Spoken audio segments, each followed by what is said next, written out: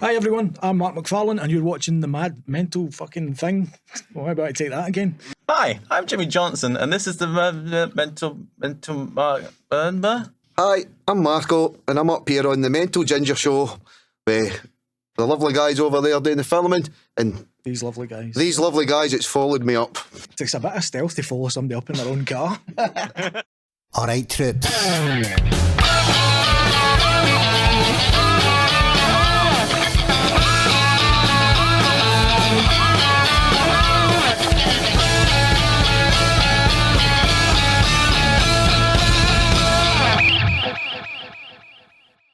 This episode of That Mental Ginger Show is recorded at Scuffed Studios. If you're looking to do podcasts, music, or any creative passions, these guys will have you covered.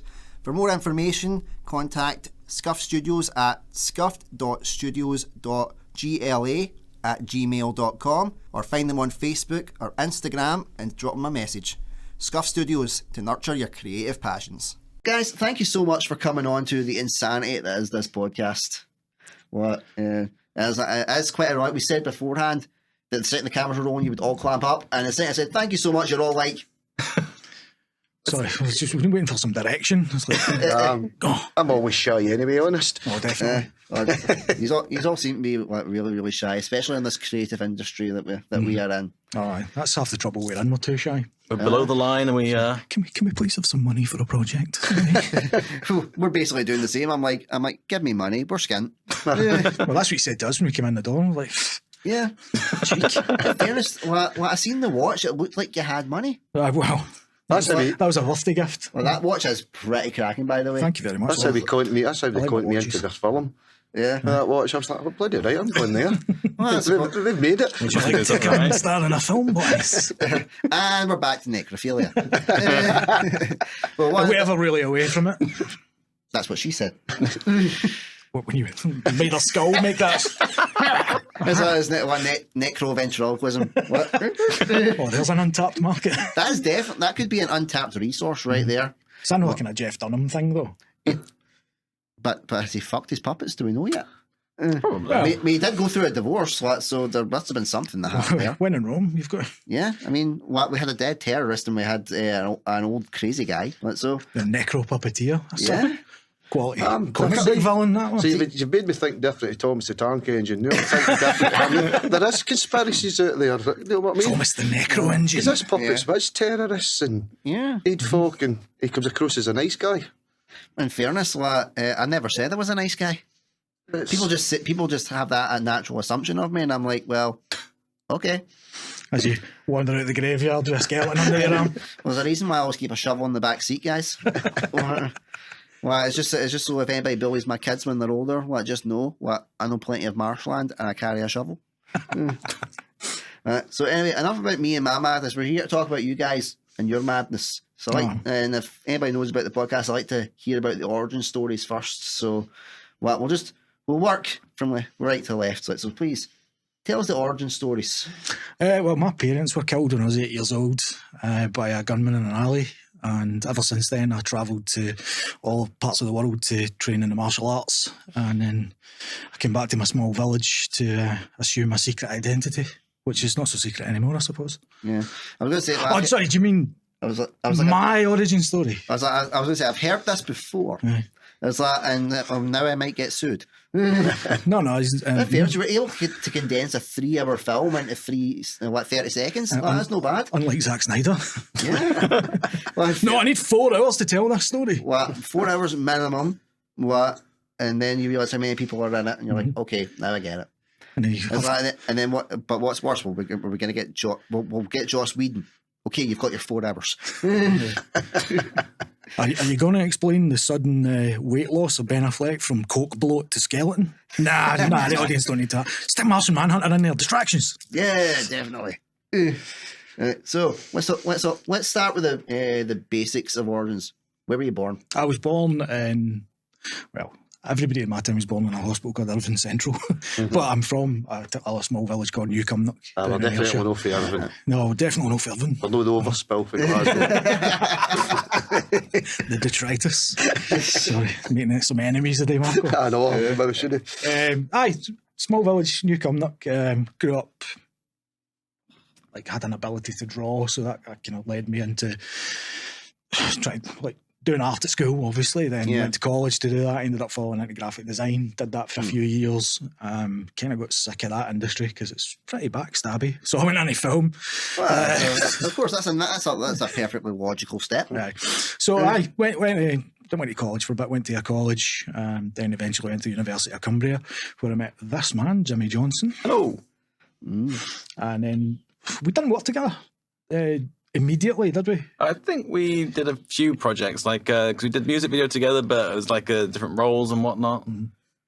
Yeah, so we made a music video, but then that was sort of it. But we were friends, but we didn't actually start working together until second year, wasn't it? Aye. And then we fell into this loop of me directing and Jimmy editing. That's because we're kind of, well, not rivals, but I kind of wanted to be director as well, and you were being director, and it was just like a thing that we couldn't both be directors. And he's amazingly talented as an editor, me not so much. So we kind of made up the deficits for each other. It's kind of like with the podcast thing. It's like Ross, our video guy, is brilliant with videography. Is brilliant getting the angle set up, cameras, all that.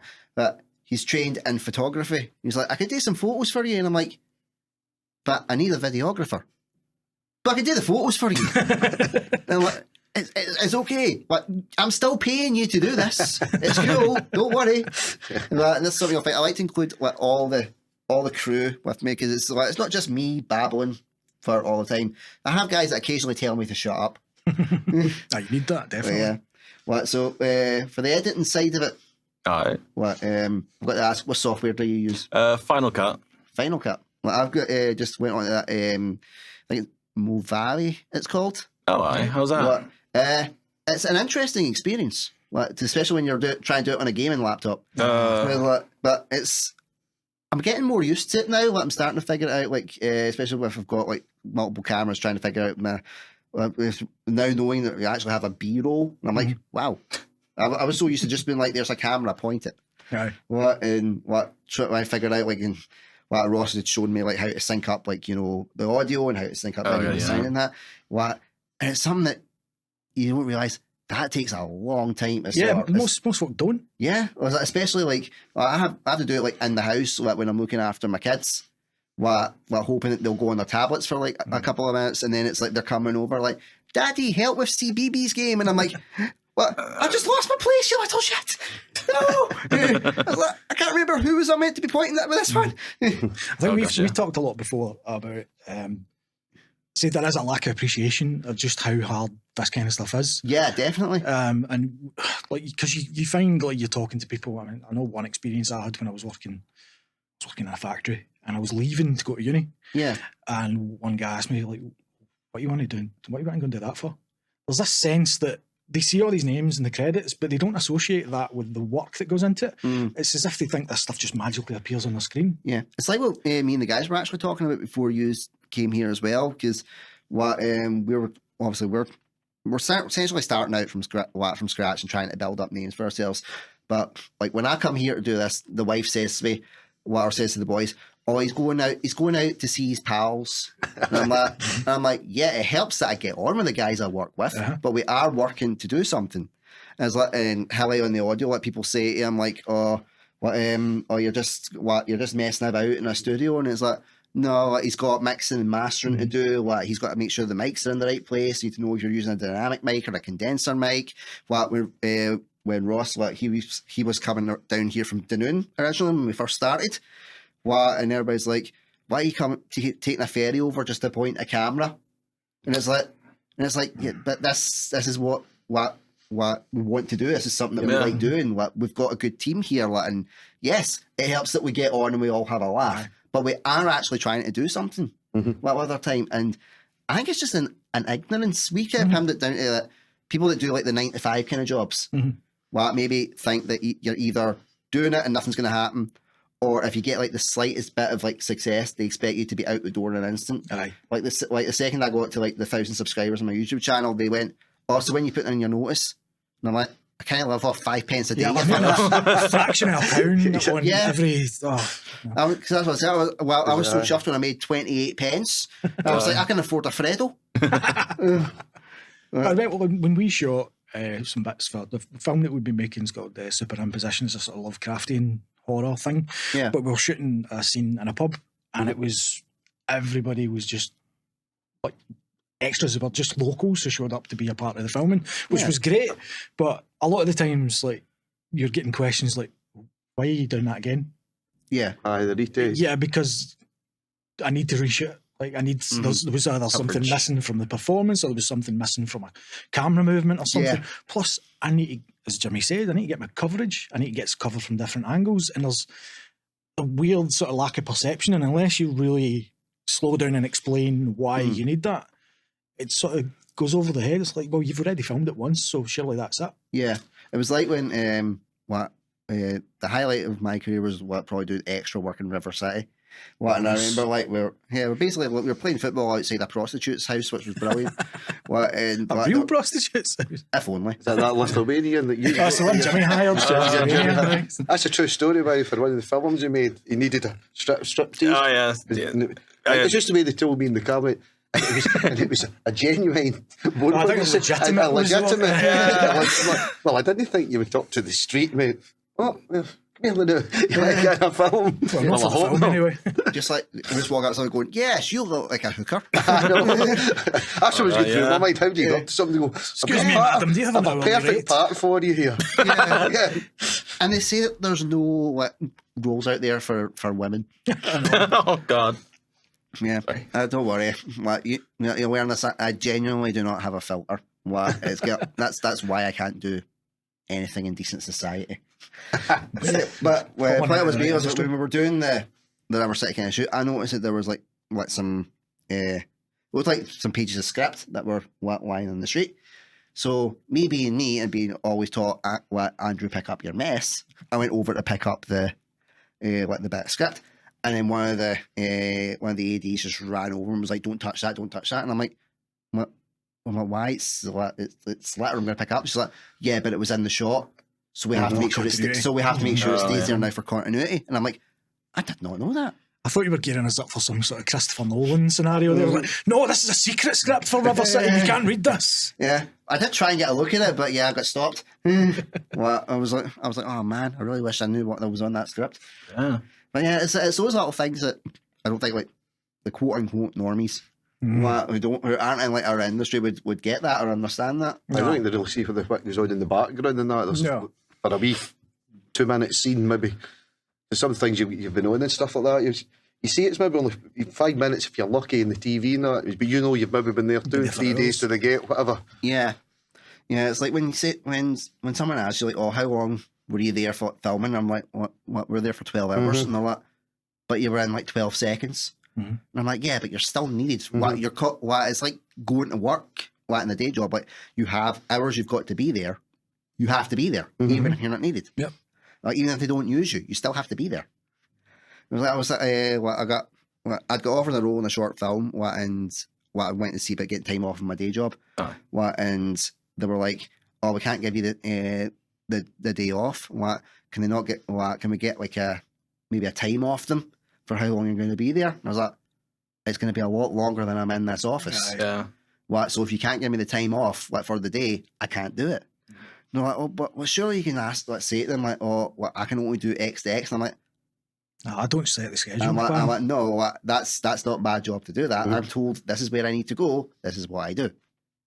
Well, it was the same deal. I was like trying to explain it to him. I'm like, it's like me coming to work.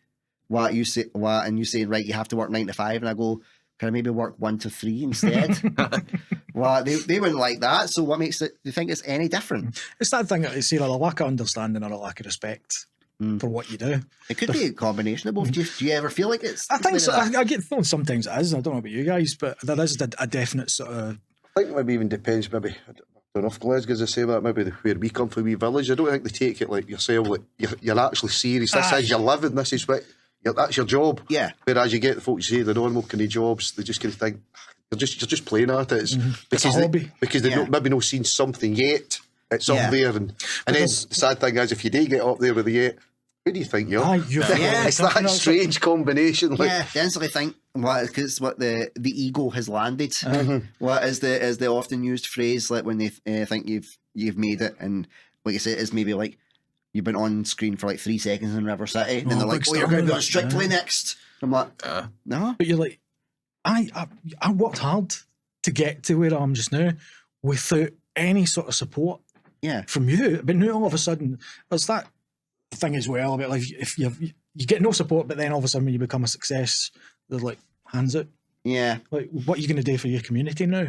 Yeah. What did the community do for me on the way up? Yeah. Unfortunately, we're lucky, like, because Newfoundland's not really like that. I mean, we're really supportive. I mean, I've made, 2-3 films, short films there. The predict, I could see Letter what from good when Perdition, that Letter from Perdition is cracker your film. I mean, that's by far and away the best thing. So what are the other films that you guys have done? We should probably start for we've done about a dozen or so. Well, the camera's here for you guys. Sell, baby, sell. Well, right at the very beginning, we're big fans of horror, sci-fi, all that kind of stuff. So that's what we tend to make. You're speaking my language, guys. Yes. Oh, yeah. So, but weirdly, the first thing we ever did together was a sort of time travel love story.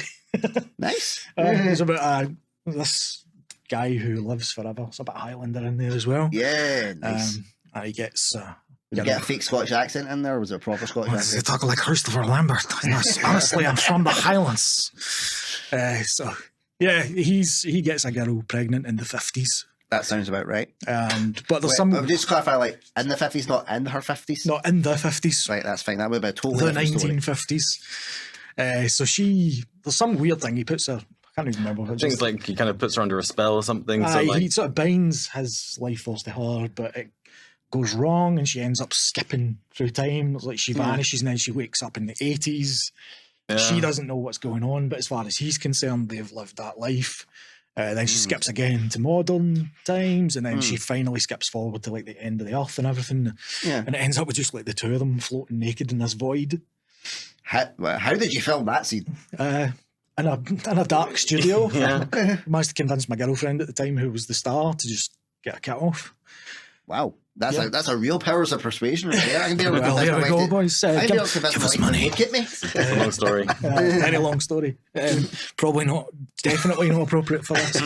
But yeah, so we did that one, then we did. Is it Talisman next? No, it was Red Hook, which is now online at www.youtube.com/October15. Hey. That's probably wrong. But yeah, it's on. It's now the Teeth of the Stars. We'll have somebody like open up a separate tab, like going, right, replay that bit again. But if it gets my views up. It's wrong. So that was our first dip into the sort of Lovecraftian stuff, which I'm a big fan of H.P. Lovecraft, Stephen King, all that kind of stuff. So it's about this guy who's like an advisor to a secret government agency who goes in. They were just been a break-in at some sort of church type thing, and they've taken all these artifacts. And the team that goes in, one of the guys actually ends up removing the last artifact by accident, and it starts deleting the members of that team. Sorry about that, boys. Scalped the mic there. That's all right. You won't be you weren't the first. You won't be the last. Yeah, just getting gesticulating here. My fingers out. So yeah, get back on track. The team members start disappearing. Did you notice how, like, when you did the whole the fingers thing, I restrained. I did not make any out and inappropriate comments. I'm showing you respect. Well, I'm just going to try that forever now. Yeah, just keep those fingers. It's like, we're just gonna. This is the way I'll promote it. We'll just do a short bit, and then we're all just doing that. Fingers. Yeah. Like weird wrestling references. It's like, ladies, look what you're missing. I don't mind that. I'm the only single man here. Aye. Ladies, look at me. The Silver Fox has got his fingers out, ladies. So the thing that turns out, this entity, or these entities called the Teeth of the Stars, and they start erasing the team members from history, and it ends up just being like this one guy and the advisor who sneakily mooched the talisman thing to protect himself. So it ended up weirdly getting a sequel, because I lived in England for a few years, and then years later we came back up and we had this opportunity to make a this is it, because into another long story. So we're supposed to be making like a trailer. I'll come down because my parents had a guest house in southern Scotland. So Mark came down, we came up. I was like, we're going to be there together for maybe 2-3 days. So let's maybe film a little bit of something. So so we kind of come up with a story. Like we think, okay, this is going to be nice. Maybe it'll take like a 5-minute short. So we kind of go through the story. Mark writes the script overnight. Next day, 18 pages long. And we shot it in 3 days. So it was, came up with the story the night before, wrote the script and then filmed it over the next 3 days. So that was a bit mental. But the initial opportunity was something to do for Dragon Con in Atlanta. Yeah. And we knew a contact there, and she was like, if you can get me content, then I'll get it shown. Yeah. It turned out it fell through, but we ended up with this really nice, like almost 20-minute long short film. Yeah. It's called The Quiet Season. It's called The Quiet Season. Yes. There we go. Getting the plugs in. It's very good. That's good. Well played, Jimmy. Yeah. Well, liking your style, buddy. So yeah, we skipped a wee bit forward in time. The last two things we made were... Is that right? Because you were talking about the time travelling one earlier on. Yeah. You skipped forward. That was the premise of the story. Meta! So we jumped... So our next project was then Talisman on it, but we made two... Sorry, Jimmy, you carry on. So yes, at the end of, what was it, like coming into year 2 of our oh no, because you made Troutman as well. Also I did. And actually, it's like 70s action film spoof thing. That's also on www, YouTube, October 15, whatever. And then that one I play Complete Bastard. So it's drawn on tattoos. it was good because there was like a night after filming that I went into an all-night petrol station. Some guy came up to me and was like, "Oh, look at these tattoos." And I was going to go along with it, but my now wife was like, it's just drawn on. I was like, "Oh man, thanks." Yeah, cheers, because I was gonna just like look like a proper man for once in my life. Never mind. Back to being a boy. That was fun. I totally forgot about Troutman. God. Yeah. We literally watched it last night. I know we watched it last night. In an ego fit. Brilliant. Yeah. But yes, sorry. Getting old, Jim. Sorry. Say about Troutman. Troutman was it was supposed to be this big class project, like independently, because we thought, well, we've got access to all this gear, might as well exploit it. Yeah. So we had this. It was started off as a massive feature script as usual, and then it had to be pared back. So we focused on one of the side characters because the idea was initially that we were going to make one every year until we left uni. It ended up kind of falling through for a variety of reasons, but we managed to get this thing that we shot it in tail end of 2000. halfway through 2008. No, because it was like it was summer. Aye, and then it didn't get finished until 5 years later. 5 or 6 years later. But it was a version was finished, but then it was a case that we kind of nobody was happy with it. The tone was all weird. Yeah, so we took it back to the original intent, which was always supposed to be this, not a spoof, but a sort of pastiche like grindhouse action films and all that. So it ended up being this really enjoyable little thing where everybody's just having a bit of fun. But as Jimmy said, what you said last night, at least, because we're thinking about doing a sequel to it soon. Yeah. And the script's sort of halfway there as it is. But he's saying, at least when we do this one, it won't be like Bugsy Malone. You know what I mean? He was like really young, like these child gangsters running about. Yeah. So yeah, we did Troutman. It was a lot of fun. Then, say the sequel to that didn't happen. So we ended up thinking, same idea that we've got all this equipment, let's exploit it. Yeah. So Jimmy ended up making a zombie film with the Eastern European, with a Lithuanian legitimate stripper. Legitimate. Yeah. Well, no, she did like catfight videos and whatnot, and she was kind of like, she was goth. It was like a goth film. It was like a whole thing. So she was kind of like, like I'd be into doing this because I didn't have any money to pay her. So I paid her transportation. She said, if I can be killed by a zombie, then quid's in. Mm-hmm. Hey. So it was like, nice. So, shot that over, 2-3 nights? Yeah, that was a good shoot. It was terrifying. Yeah. It was really hard. It's probably the hardest thing we've done up to I really didn't plan it very well, to be honest. And I was DP on that one. Wow. So, and we kind of filmed it in student accommodation. So it was like this big house in my hotel, Carlisle. So it's like this big house, and we kind of basically shot there 3 nights. But like everyone was still living there at the time, so we kind of like shoot in one area, and everyone kind of have to like hide elsewhere. It was, but we kind of got everyone in the house involved in it, so it was pretty cool. But summer was just kicking off. It was boiling hot. We needed to shoot at night. Oh yeah, so it was like we had 6 hours a night to. Yeah. But we managed to get it done. So I know the results are great. It's is it on your channel? Yeah, it's on. Yeah. What channel is that? www.youtube.com/badbadjimmy. That sounds like a really and Jimmy is spelt with 2 I's. No, not with a Y. Or you can also probably find it at Berserk's Films. No, it doesn't. I didn't renew my domain address. No, I mean your YouTube channel. No. It's if you're in Berserk's, it will show you up. Really? That's how YouTube works. Oh, well, I know, but doesn't matter. This is not a conversation Don't for the do podcast, this on a podcast, Jimmy. I will murder you. Shut up. It's great when you're filming with these guys. Yeah. That's why we haven't made a film in years, because we end up just arguing and laughing. It's great. I've not needed to say anything. It's been fantastic. So while we shot that one weekend, and then the following weekend we shot my little one, which was called Feeder. Yeah. And it was inspired by the dirtiest toilet I've ever been in my life. Jimmy. Right, there's a story here. Let's go. We'd shot some of the previous one, Red Hook / Teeth of the Stars, in this place called Scott Self Storage in Carlisle. And we were looking for good, because that's where we shot a lot of Troutman stuff as well. It's a great location if you're ever shooting in Carlisle. And they're happy to help as well. At least back then they were. Back then, but I'm sure they are now. 2007, 2008? Remember that last time we went in to check for locations, and I just talked at that guy and he was Yeah. like, business card, Yes. come back. So, yeah, so we shot there, and we're through in this big open storage area, and there's like a nice wee crusty looking office type thing, and then out front you've got everything for like a scooter, a speedboat, Wow. pallet trucks, just like everything just chucked in there. So they kind of like when you were coming to the studio, you were like, there's a Helter Skelter, there's a Boogie Bus, Try and there's a couple of caravans. Yeah, getting inspiration, as you said. Yeah. So we're like, this place would be really cool to shoot something. Aye. So the idea started formulating, and Jimmy had already made this film in It your was first year not project. good because I was kind of just I wasn't like the main driving force behind it, but I kind of had the idea of sort of someone being trapped in a toilet cubicle whilst the murderer is murdering someone outside the toilet cubicle. Ah. So obviously that's a cracking idea. Yeah. And I always said like that idea deserved a better film than what he actually got. So I'd asked him, I was like, do you mind if because it was called Le Murder. Yeah, because I decided it should be set in France because I was thinking, oh, I'm so clever. Like Le Murd is the shit, and then the shitter, and it wasn't clever, and it wasn't funny. Like, I know, but it seems more out of sympathy than like, oh, you're so funny. It's more like, oh, you thought that was funny. Yeah, it was genuinely humorous, especially the way you delivered it as well. Thank you very much. So yeah, self-deprecation is my thing. Again, sorry guys, I just hit the mic. But yeah, self-deprecation is my thing.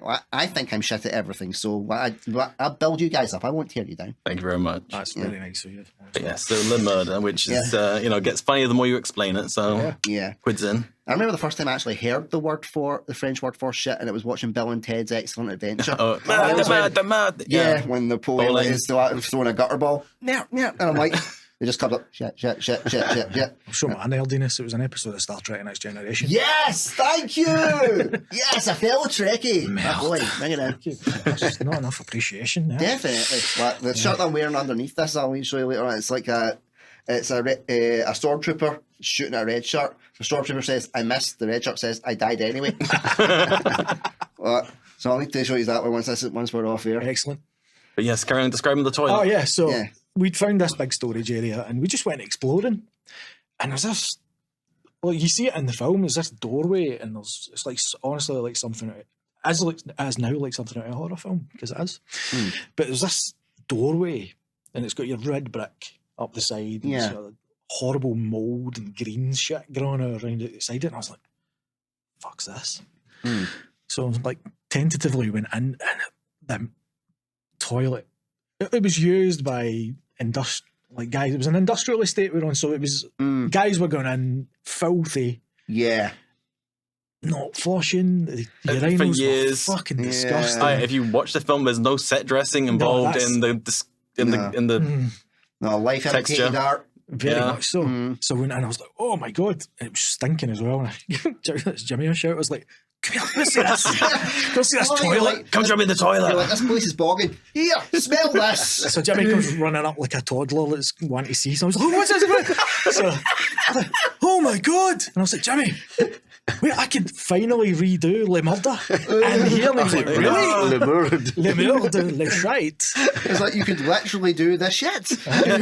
So immediately, it's like, talk about fucking inspiration, but Yeah. it's all firing off, and I'm like, I'm going straight home to write this. So we then arranged that we'd shoot, it was basically the same crew, wasn't it? Shifted about. So he did his, and then we went back there to shoot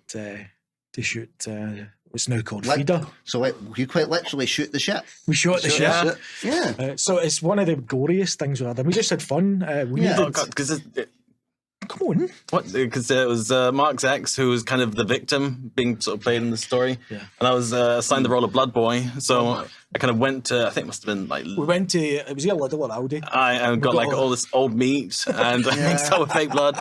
And I basically just spent probably about an hour or so just flinging bits of old meat and fake blood at Mark's ex. But It turned out there was a pattern involved that completely coincidentally, between the two of us, we managed to kill my ex. It's very cathartic. Pretty much every single film we made. I was doing it on purpose, but Mark didn't realise until years later when I told him. It's like then afterwards you have an intervention. Yeah, it was called leaving. You're like, we don't think she's right for you. Bit of steak hits her face. Leave! Well, so I have to ask, do you ever watch it back now that she is your ex? Like, did it end positively or negatively? Very much negatively. Negatively, but, so that leads into the question. Good. And like, do you look at it and go like, I'm liking this. I'm liking just watching you die constantly. even it's kind of lucky. It might sound quite egotistical, but like we enjoy the films anyway, so that's just like a wee bit of sprinkles on the top. A sprinkle of dirty meat. Yeah. That should be the title of this episode: the sprinkle of dirty meat. Yes, please, a sprinkle of dirty meat. I love that. We've got to have that. But the bonus was that the blood that Jimmy had made up was 99% fairy liquid with food colouring. Wow. So the toilet was cleaner when we left. We'd basically just been allowed to make a film there, so we'd clean the toilet. But it was a bonus. It was great. It's actually I just recently did a re-edit of it to make it properly grindhousey. Yeah. And there's a fantastic channel on YouTube. It's by a guy called Carol Casey. He's a Canadian musician. He's called White Bat Audio, and all his stuff's for free. Yeah.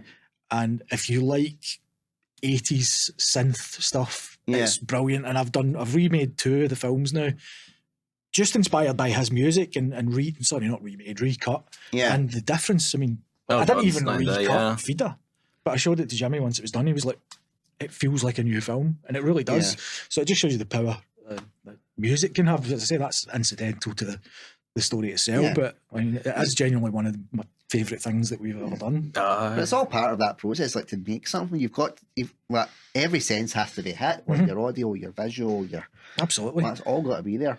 So Marco, how did you become involved with these guys?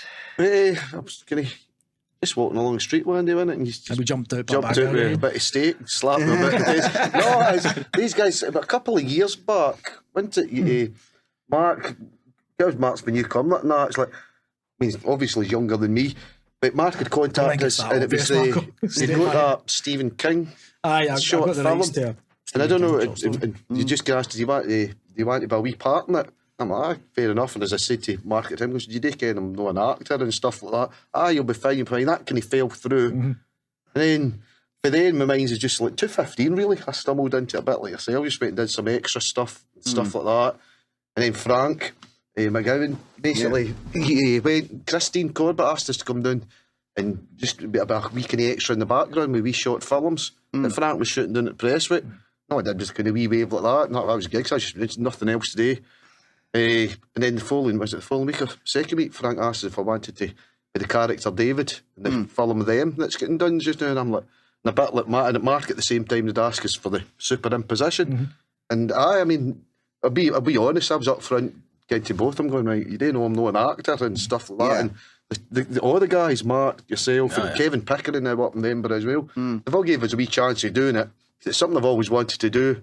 No if I've left the school or anything like that. It's just, I just kind of thought, it'd be good to be something in the TV. Never knew how to go about it. It's newcomer, and especially my age, I'm going to say to my teacher and my dad or that, I'm going to be an actor. I know what you'd get. But then if you said you wanted to be an actor at school, you'd get the belt. It's actually, nowadays, I think it's easier for kids. And one example I think is great is the guy for Air, the WWE, became the champion. I mean, I just imagine him if he was at my school, your best mate sitting going, well, I'm going to be the WWE champion. I mean, I'm sorry. When I was at the school, he would have thought there was something wrong with him. Simple as that. But he made a success, so that's just been my kind of origin story. As I say, 2:15 split for the missus then. And basically, it was just I was up in Glasgow. I'm trying to remember where I even seen Sonia. There was something I just seen. Kind of walked in. Yeah. Got a picture took and ended up with River City. Believe it or not, it was 2 weeks in River City in one go. Wow. It was like they were doing Lenny's car was getting blown up or something. Yeah. So I met a lot of folk there and thinking, this kind of seems no bad. I mean, they've been the first time I ever been to River City. It was like, hey, I want you to walk across there in the market. And I be admit it, for the first 5 minutes, I'm sitting going, right. And it took a wee minute to go, right, they've no said, I want you to act walking. Like, you've kind of been walking for your 1 year old. You're not acting. So I done that, and it was a Tommy's Honour film by Jason Connery, and just different things. And Sonia managed to get quite a few stuff, and of course you start thinking to yourself, I wouldn't mind just walking in somewhere and just going, hello. Just, I don't know, it's a weekly thing that gets in you. And because you have to be working and stuff like that. And as I say, then it was Mark first, and then Frank, and then yous again, and then Kevin Pickering just finished Body Knots. I don't know. As I say, I'm kind of, you'll hear me talk, I'm naive to with film festivals and stuff like that because it's just a pure novice. But that was finished. I don't know. He's just a post on what you were saying about the editing it to get it right. And again, that was thanks to these guys again and Frank. I contacted Kevin. I went, look, I'm no showreel. I've got none of this and this. He goes, but I've been doing this with Frank, I've been doing this with Jimmy and Mark. And luckily enough, he sent me the script, read the script, sent it back to him. And he said he got us up for a wee bit of casting. He said it was the first person that got his script like that. I knew it was a love story straight away, even though there's kind of violence in it and that, and no got to give too much away. I'm looking forward to seeing that with whatever he gets it. And since then, just been doing that. The superimposition, that was great. The day in the pub scene was like we were doing it. It was supposed to be a shop at first. My character was supposed to be going into a shop because I was feeling a bit not sure if I was kind of losing my mind and stuff like that, and a bit kind of. It was set during lockdown. As someone who's legitimately lost his mind, they could have gave you some tips. Well, basically we were sitting talking about it. We were just kind of this guy in the shop was a bit kind of. Don't know if he really wanted to do it or I don't not. know if this is exclusive to an Ayrshire term, but he was Ayrshire with me. But it kind of goes back to the whole thing about people not taking things serious. Say for the international audience, he was a prick. Hey, thank you. I basically decided my wee local pub. It was like, I was still going to ask Big Alec and that, doing it, Monroe's. So I did in there, and I seen some of my friends, my uncles, and that, and that was a great day. It was a great day. I mean, don't get me wrong, it was good because when we did one of the scenes of Superimposition, the apple juice is stinking. I really don't like apple juice anymore. I'll be honest, when we were doing it in the pub, it was like, I'm having a proper wee half here. You weren't the only one that thought that way. Everybody was steaming up it for me. It was a great day, as you say. I've seen some of the bits of that, the kind of unedited stuff, and some of the music. It looks really good. And I did that wee, like, for that fella Pickering, I did the wee showreel for you as well. Because you can say with Frank sent us some for them, just to show them a wee bit. So he knew I wasn't lying, basically. I'm not saying Kevin didn't believe us, but it was like, right, but look, I have been doing this. So Frank managed to send us a wee bit for them, and you sent us the bit for Superimposition, and I quite liked that one myself. The bonus to that one was because like we're shooting piecemeal, so it was like one weekend whenever we could manage it, obviously when Jimmy could come up from Carlisle. So we'd been watching the stuff and we were talk shit, but we were happy with the dailies, you know. And everything was looking all right. And we're like, oh, look at that shot, that's beautiful. But we hadn't actually started assembling anything. So when Marco said that he needed a wee thing, I was like, right, I'll try and pick out something that shows what he can do as an actor, like the range on him, and I'll try and just kind of make it like, try and pick something really nice. So fortunately, this one wee scene that extended from like Marco receiving something in the mail that triggered him, like he's really starting to lose it at this point. So he falls asleep on the sofa, and then when he wakes up, he has a vision of something outside the window, and he ends up with him sort of screaming. And at the end of editing, I was sitting like going back into my chair, sort of going, like, this is really working. Like, Jesus Christ. Like, and that's one of the things I love about making films, when you actually surprise yourself. Like, oh shit, I've actually made something quite nice here. See, when you're doing like the kind of like directing side of it, wanting to try and influence actors, what's your kind of style? Do you like to give the actors a little bit of a rope by how they do something because they might bring something to the table that you didn't think? Well, yeah, or definitely. Is it more of a like, this is the kind of idea that I've got, try experiment with a couple of things, if not, let's go with my kind of vision? Like, talk us. I always like to hear about the processes that people go through. I like to think it's a sort of balance of both. Actually, I like to see, like, first I'll explain what I'm looking for, and then say, for instance, Marco, I'll just let Marco do what he wants to do. And then after that, if he's doing something that I really like or brings something that I've not considered before, I'll go with that. Because it's working. And I'm happy with that. But in the same respect, if something's not working, I'll try and fine tune it. Yeah. And between the two of us, we'll get the performance that he needs. Because there were some of the scenes, it was like it was the dialogue. It was because you wrote it whatever way you wrote it, but the way I speak, it did look like. But it's weird because I've heard, like you've said it before, and Kevin picking up them to say it looks like you're acting because kind of directors want it to look natural. Yeah, and so it was kind of, and that's where even like you give some great advice to that, same with Frank, and when we're doing some of the reshoots with them. I think some of the bits when we started doing the watch, some is super in position, and that definitely because you'd said it. Probably the audience maybe wouldn't see it, but it looks when you've maybe forgot a line, without knowing it. Was it the left or right? I quickly have a wee look at what I'm thinking. Yeah, and if you always got right, tick where you sort of look over you sort of glance back over your shoulder like that. So it was good. That was good kind of advice to go right. I'll keep that in check, even if I lose the line. Try something else. I'll just say I forgot the line, but But as I said to you that day we went through that stuff, the best thing for you is to relax. Because when Marco's trying, he's trying to get the script out, as I said, he looks as if he's acting, he's thinking. But when he was relaxed, the best take we got every time was when Marco was finally relaxed and having fun with the role. And I think that's the best thing. I can take that pressure off. I like to try and take as much pressure off an actor as I possibly can. Yeah. It helps if they know the lines, because then we're both working for a basis. But if somebody comes up and they don't know the lines, and then we're kind of... I'm not unhappy about that, because the script's always there, and if you need to look at it, you need to look at it. Yeah. Well, that's something. Well, we experience, obviously we experience it yourself, Kevin and Frank.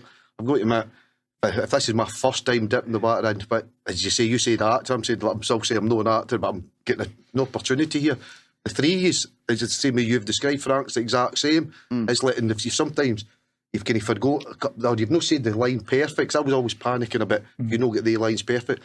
But then through the line we were doing it with Yvonne and that, and with Christine we're acting together, you were going, right, he's letting this roll on this camera, so you were the same. But it was the same words, but slightly different. And if it worked, same with Frank, they let it in. Yeah. But as I say, the experience has been great. Like up at Edinburgh, one of the scenes where it's, I can't really say it in case you go and see the film, but one of the scenes, it was like a bit like yourself, Kevin, was coming up and going, right, that the end of the half bit of the scene, got the end, see when you're angry and you're doing that kind of thing you're doing and the witch coming out your mouth, you're perfect, that's brilliant. He goes, but the first bit, you're okay, but it looks like you're acting. And I had to say to him, as you said, when the process, I was like, but you've wrote that for somebody for Edinburgh. Because I'm for Ayrshire. He goes, we don't tell you it's raining and then ask you if it's raining at the same time. You know that, it's raining, eh? You know what I mean? It's like, just for Ayrshire. And he's like, well, what do you mean with it? And then he just got me today the way I would say if somebody came to my door and I opened it, and I just know me doing us doing a real newcomer accent, because it's broad, isn't it, really? So I've done that, and as I say, that's the full thing. I've done the threes, and Jimmy the same. Experience I'm getting is brilliant. And as you said about earlier on, you're talking about mates and that, you tell your mates that and they look at you. They think you're kind of, it's not even your bride, they're just saying, I'm having a chance of doing this. I've been joking, my mates go, I'm actually acting. Bloody hell, I can't believe this. You know what I mean? But it's good, it's great experience, and I hope there's more stuff coming. I'm hoping. There definitely is. When everything's done in that, and it's with Sonia and that, you're hoping they've got the Canadians. These guys, Frank, Kevin, you're getting the kind of confidence going, right, my Sonia, see if there is only casting. Even if I don't get it, send me. Just yeah. Well, that's the thing about you're working with us and working with Frank as well. You're starting to build up that showreel. You're actually able to prove now, no, I can act. Yeah. I need the chance. Here's something for what I'm curious about. When you're looking at showreels, if you're when you're putting out for an audition, you're saying send us a headshot or a showreel or a CV or stuff. What do you specifically look for in the showreel? What's the things that catch your eye? Because I've not got a showreel because I'm shit. Well, but it's one of those ones where I wouldn't know how to make it. I don't have the footage yet, but I would be like, what would make somebody go, he's not just ginger, that kind of way. Well, it's definitely not accurate line reading. Yeah, because anybody can read something and repeat it. It's entirely dependent on the role. I mean, one of the times it was for the film Letter from Perdition. the guy who ended up playing the character of the stranger couldn't come down. We couldn't meet each other. So I asked if he could maybe film a little scene. And he'd read it, but there's just, I don't know what it is. I don't necessarily think it's something you can put your finger on. It's something quite intangible that if you're seeing something, there's always that wee spark or something. It's like, sometimes it can even come from their personality when they're not trying to act. Yeah. Like you see something like with Marco, there's a naturalism there when he's not acting, that you see it like when he becomes the character. Well, and it was good to get a chat with, because obviously we were talking for years before we actually did that. So there was always that getting a vibe for who Marco was and seeing aspects of his personality that could be brought into. But it's why you think, oh, you're right for this role. Like you've seen, be it how he talks or how he reacts to something, you'd be like, oh, that'd be perfect for this character. And with Martin, the guy who played the stranger, it was a way he just sort of held himself. I mean, he was delivering the lines, he was reading off the script, so he wasn't performing necessarily, but as I say, the way he held himself, his facial demeanour, and just, I thought, inhabiting. Yeah, there's something there in you. Like, I don't want to sound nasty, but he looked as if he could be really nasty. Yeah. But one of those guys that's nasty to you with a smile on his face. I thought, yeah, it's him. And I couldn't have been more right, because he showed up and he just nailed that part. Yeah. Especially towards the end where the viciousness comes out. Yeah. And I was like, oh, that's quite chilling, because there's a scene where he has a confrontation with the main character and it's all just delivered. Don't know if anybody's into wrestling. Oh, yeah. Like a Jake the Snake promo. Oh, nice. Like, just, he doesn't need to be louder. He just needs to let you know that you're fucked. Well, it just draws you in. Aye, it's quiet. It was, because he's standing at one point, he's got his hands up and he's just like, he's not intimidated by having a gun pointed at him. He's just like, can I put my hands down? And it's just so creepy the way he does it. And that was all just from that one audition tape where they say it wasn't necessarily the fact that he was getting the lines right, but it was just something in his demeanour that convinced me that he could carry it off. Yeah. Well, you and Jimmy, obviously, you've worked there on several projects. Like, has there been also there'll be points where you have like a difference of opinion, like maybe like something you'll be like, oh, I think this guy, for example, this guy would be great for a role. Maybe you see something maybe that Jimmy doesn't specifically see. How do you deal with that kind of like conflict resolution thing? Trust and Yeah. conversation, because we have worked together for so long. I mean, So we write together as well, and like we usually go back and forth on things. So usually, like if it's like an idea, like Marco kind of proposed something, then it's usually the other way around, because Jimmy's the ideas guy. I happily admit that. Like, that guy is stunning as far as he coming out with concepts, ideas. I'm not. I'm the guy who comes in and says, well, what if we try this? And then I write scripts, and then, but that's how it goes. So we've been working together for so long that we kind of You kind of like a sixth sense for each other. Yeah. Well, this is it. Like, we're two halves of the same brain. Yes. Yeah. Two sides of the same coin. Yeah. Well, but that's it. That kind of way, like you'll have like say like an idea. You'll be like the kind of, I've got this premise, I've got this idea, and you're more kind of the vision where you'll see it and go, that's the idea, and I have an idea how we'll put it together and how we'll structure it. Yeah. And just kind of bounce off each It'll other. be like I'll rain ideas at Mark, and Mark will kind of filter it and be like, no, that's maybe not that one, but this bit's good and this bit's good, and then it kind of gets put together from there, because I don't have the best filter myself for what's a good idea and what's a terrible idea. So But you have the ideas though, which is the most important thing. Yeah, definitely. Wait, actually, it's funny you say that, because last night we were working on, unfortunately, due to some circumstances, we've had to actually postpone Superimposition that we've been working on. But it's just because the logistics, it's a feature length thing. Yeah. And it's we don't have a big team. It's just me and Jimmy. So we've had to sort of put that on the back burner just now. We'll get back to that, but we are looking at now moving forward with this, an anthology feature, which is much easier to, like, if you're doing one short film a weekend, you're building up that little library that you can then put in. So can I get a Ginger exclusive of what it's about? We Ginger exclusive, we like them. Yeah, go for it. It's hey guys, I actually asked and I got yes. What did we decide it was going to be called? We called it not Doorways. It was better than that. It was much better than that. It was the Office of Dissonance. Oh yes. And it's the wraparound is that I'm a huge fan of stuff like, I don't know if you guys have played the game Control.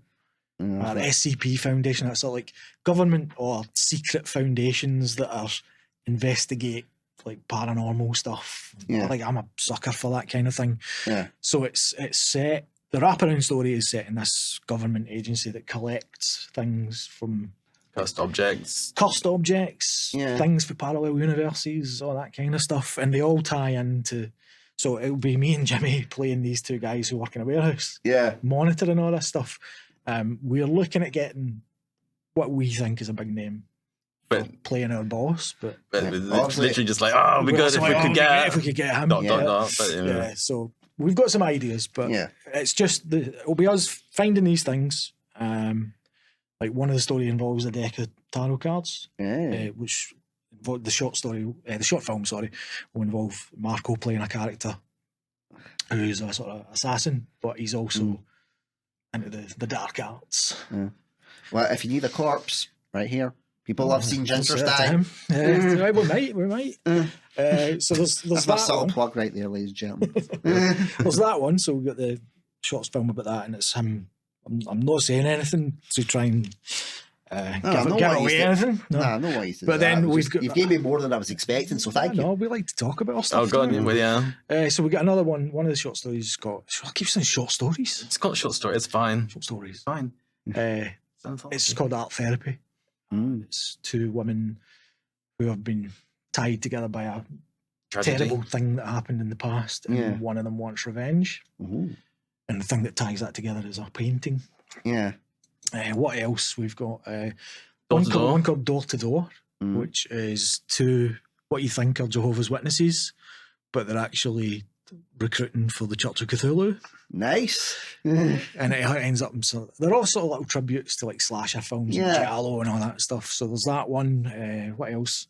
There's one about a caravan that's on the brink between this world and death. There's plenty of those caravans outside. And if you get, we haven't fully fleshed out this story, but but it's like a conjugal visit. And somebody wants a conjugal visit with a relative, not a relative who's died. Back to the beginning of the session. No, I'm sorry. It's Game of Thrones. Oh god. And you're working on a few as well. So they're the ones that I've written, and Jimmy's working separate ones. So I'm going to direct mine. Jimmy's going to direct his. Yeah. And then so we'll see how that all goes. You climbed up there when I asked you about your project. I know, but mine not as fleshed out as yours. Oh, well, any ones you can drop, Jimmy, for we exclusive? I don't want to give the whole game away because this is it. Like I tend to ramble, but no. One's called The Fridge at Work, and it's about someone who kind of basically ends up poisoning their food because people keep stealing it, and then it's like a bit of back and forth. It's not fleshed out. It's just moves swiftly back to Mark. Well, thanks very much. But no, that's all right. Guess what? I'm actually really excited to hear about these projects, and I'm sure everybody will want to see the work that you've done. So, replug? Where can we find you guys? Like on the socials, like on the YouTubes and stuff. Let me get this right. What? So, okay, so tell the story about Mara quickly. Oh, Mark. You were going to have to help me out. Because it's like basically a ghost story. We kind of filmed it for a BBC Three production. Didn't end up going on BBC Three, but the cinematographer actually got so scared on the shoot that he actually went home on the second night of shooting. And it was like a whole thing. So we kind of, if you see it on Mark's channel, you'll see there's like a definite quality drop between like all the stuff that was shot at night and the stuff shot at daytime because he took his camera with him because he got like so afraid like on the second night that he was just like I can't do it, fellas. I need to go. 5:30 in the morning. He's like I need to go, boys. He was like shaking in his boots. It was ridiculous. The film the boys have been talking about now, there's really some good ones on. Like, the ones you've shot in Newcombe, not Mara and stuff like that. But the feeder's grabbing and Troutman's funny. Yeah, really. If you know the type of genre, you get it straight away. That's one of it was a comment left on YouTube on the film. They said like these, it was something like these guys obviously know the genre that they're taking apart. That's good. Well, you're looking up like obviously for the right handles for the socials and stuff. But Marco, any other projects you can enlighten us on? Well, as I say, I've been involved with Frank McGowan now, and he's, I think folks saying he's been on your show and that, because he's the Bad Media Pony and the Braw TV, but he was during just after COVID and that, as I say, with Chris and Goats doing, That's that. It was one of a wee short film before was of them. Yeah. And again, said earlier on, that was just Christine asking if I wanted to come down in the background, and then for there got the character of David, and that's now developing into a wee bit bigger a project of what it was originally, which I'm quite excited for because Susan, they've got different Susan coming in. There's other characters coming in, and it's getting bigger. And there's a lot more to read in it. Tomorrow night, there's a wee I think is it me, Christine, Wendy, volunteer. There's 3 or 4 days anyway tomorrow night, and it's on Zoom to go over the lines in that, which is I'm looking forward to. And I'm hoping, as I say, the experience with Kevin and yourselves. I'm hoping now getting back with Frank as well. I'm hoping with the talk I had with Mark, I'm thinking going right. Hopefully, can get this. I mean, Frank says I'm doing okay, which said when you tell him but as you said yourself, it's like you hear it, people saying you're doing okay, but you still kind of go. You watch the other people, you think they're bloody fantastic. They're great. But that's them, and as I say, it'd be great if there's other stuff comes down the line with Mark, which and Jimmy they're saying, it'd be great with Frank, it'd be great with Kevin. If you know anybody, I'm a bit like yourself. That's just I'm willing to do. Well, that's the thing. Once we're done here, I've got basically going to have a big sit down, and I'm going to show you some stuff, and we're going to have a chat about we're going to move forward. So I did say for the next project as well, for my own personal project for the next couple of weeks, I made some press ups and that because they rejigged them. I don't think it's fully naked. I hope there's one scene I was reading it, and it's like leaves the shower, walks. Can he exits the shower, walks to the bed to take your can he phone? I'm thinking. Right, hold on a minute. I need to you need a montage. Have you got the socials? I certainly do. Right. I realised that I was getting no signal in here at all. So if you want to find our stuff, you're going to go to https. All right, boomer here. youtube.com/c/October15. That's OCTOBER15. Hey, that was a very well executed plug. Oh no, I was terrified that I was going to start going. No, you done well, guys. You done well. Thank you very much. Since this is kind of related to like mental health side for the podcast, I'll ask you guys like the same question I ask all my guests. But if you could give one piece of advice to anybody that's struggling with mental health issues at this point in time, what would that piece of advice be, and why? Ask for help, because it's the best thing I ever did. I went through a really tough time, years struggling with my mental health, and I know therapy isn't for everybody, but it worked for me. I was able to work through things and kind of find the key to why I was sabotaging myself. The projects come and go, and I realised 99% of the time it was me. I was losing faith in myself. I had a fair amount of imposter syndrome as well. Yeah. So me finally getting that help that I needed and finding out why I had such low confidence in myself, despite like everybody tells you, oh, that film's really good, or like really enjoyed that script, or like even doing design stuff. It was like, oh, that looks really nice. You're so, like, oh, you're so talented, and all that kind of stuff. Yeah. But never believing it.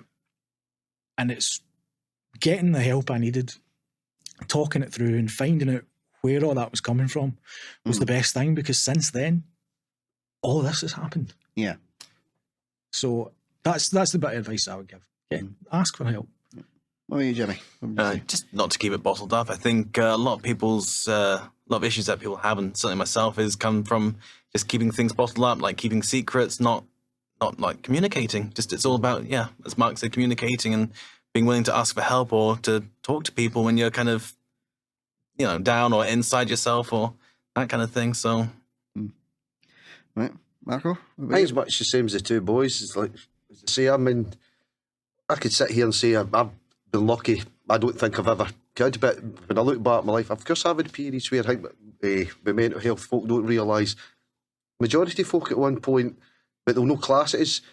And that's I would say if you're suffering from depression and stuff like that, I mean, some of my friends I know has had it, and the same as yourself, some therapies work, some of them went and found other avenues, but again it's the communication bit and realising that it's no just you, there's loads of folk out there each day, and they might not even realise it is something to talk about. And my advice, as you say, would just be, hopefully, your best friend, your friend, I don't know, stranger, anybody, just go and have a talk and see what, take it for there. And it's easy enough for me to say, or anybody say, try and stay positive. I think don't know if that's the worst thing to say or no, but it's acknowledging when you're starting. Like, because there's plenty of times where I'd start and like, and I've said to Jimmy in the past as well, it's like you don't even realise it's happening. You suddenly realise that you're less inclined to be talking to your friends. You're quite happy just sitting. Well, you're certainly not happy. You're starting to feel that loneliness, but you don't want to reach out. Yeah. For whatever reason that might be. I mean, I certainly couldn't put my finger on it at the time. But before you realise it, you've gone weeks and months without contacting the folk that's most important to you, and you're in this rut. And what helped for me, with especially with therapy and just talking things through and figuring things out, was realising that when that was starting to set in. I think the one example I can give for myself was just waking up randomly feeling miserable. Yeah. And I couldn't put my socks on. I just sat there and I was like, what's happening? And then that thing went off in my brain. It's like, this is not you. You're not feeling this way. What? Like, this is something that's working its way into you. I don't want to get dramatic about it, but it felt like it was something was in there and it was actively trying to stop me from being myself. Yeah. And as soon as that sort of realisation came on, able to recognise when that negative thought was starting to creep in, away it went. Yeah. And I was able to get dressed that day and function like a normal human. I think the hard bits for males especially. I think males would just think, your mates, sometimes you don't realise your mates are there because you think, they'll maybe slag you, they'll do this, that. But the will, I mean, the guys are guys we count what I like, because you see it with bereavement or running. We do it a different way, if you know what I mean. Aye. But they're still giving you that support, because even going and, you know what I mean, I don't mean the folk that just say, we all pull your socks together and do that. It doesn't work that way. That's, you know what I mean. But I just still think there's a lot of stigma that gets put on men, especially, to try and man up, supposedly. Man up. And I feel sometimes as well that for a certain, not getting political at all, but there's a certain element out there that when men, they constantly push for men to open up and get in touch with their emotions, and then as soon as men actually do that, they're mocked for it. Or I'm drinking man tears. Like, that's not helpful. So that kind of stuff aggravates me as well, especially when we are getting so far with acknowledging men's mental health and how important that is. And then to have negative stuff like that coming in, trying to sort of rain on the parade, so to speak, I really don't appreciate that at all. No, definitely. Well, guys, I really appreciate all you coming on, letting what obviously the work you're doing is brilliant. Thank you very much, man. What I'm really looking forward to seeing more of it. Really looking forward to hopefully getting cast in some of it. Well, and just being honest as well about like the stuff that he's go through and the stuff that goes on, not just the industry but in life in general. It's really great to see it. And I wish he's nothing but success. I really do. You too, man. Honestly, thanks for having us on. Thank you. It's been a great experience coming up here today. Definitely. Just be staying away from the graveyards. Damn it, that's why I didn't tell my wife I was going there. Back to where you met. If only.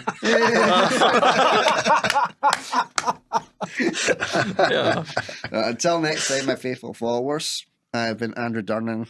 These guys have been Mark McFarlane, Jimmy Johnson, and Marco Rinaldi. And we're saying take care, stay safe. Mwah. Bye. Bye.